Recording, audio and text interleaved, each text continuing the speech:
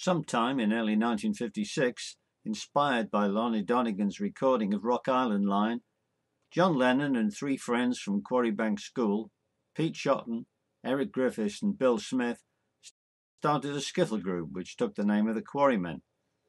They were soon joined by another school friend, Rod Davis, on banjo. Then Colin Hanton joined on drums, and Len Gary took over from Bill Smith on tea-chest bass. The Quarrymen were just one of the thousands of skiffle groups in the UK at the time, playing at parties, school dances and skiffle competitions. In early 1957 they made their first appearance at the Cavern, which had recently opened as a jazz club. In June that year they played at a street party in Liverpool, organised by Charlie Roberts and his mum, at which Charlie took the first photographs of the group on stage.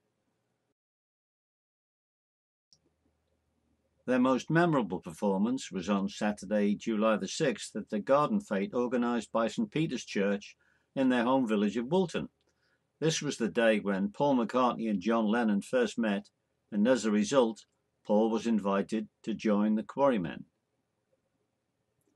In 1997, the members of the original Quarrymen were invited to the Cavern's 40th birthday party, where they were persuaded to get on stage and perform, even though they hadn't met for some 40 years.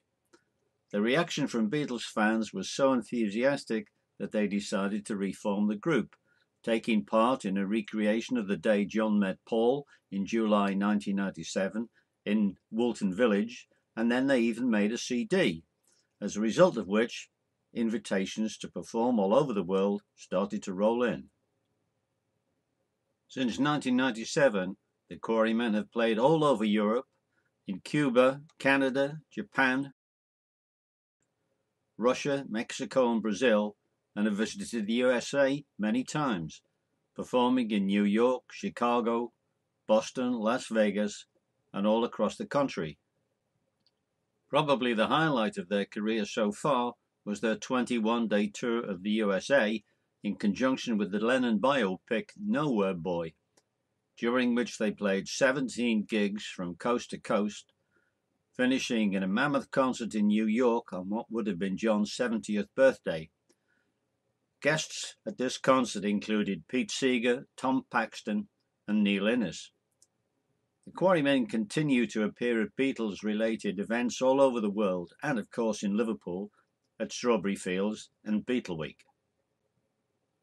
The current Quarrymen lineup includes two of those five original musicians who were on stage with John Lennon in 1957.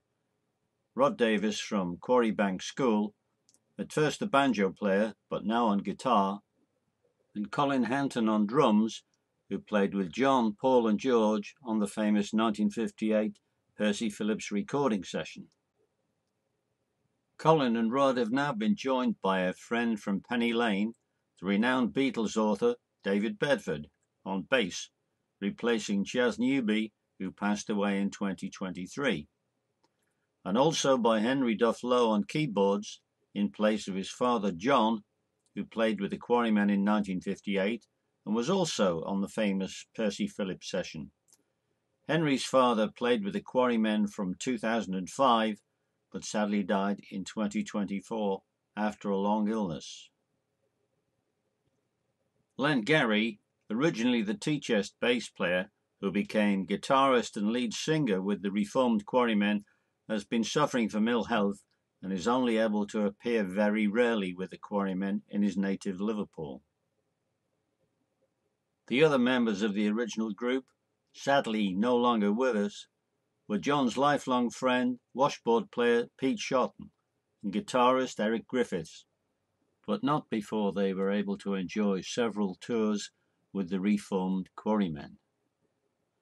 Live on stage and on their 3 CDs, the Quarrymen play the music which influenced the birth of the Beatles, the skiffle and rock and roll of the mid-50s, Rock Island Line, Mean Woman Blues, Midnight Special, 20 Flight Rock, Blue Suede Shoes, and many more, played in the style of the hundreds of similar groups who were laying the foundations of British rock music.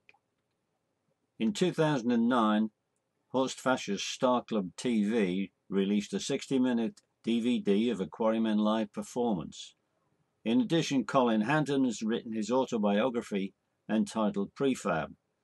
All these are available from the Quarrymen's website.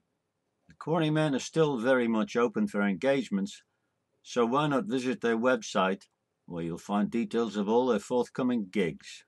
Thanks for listening.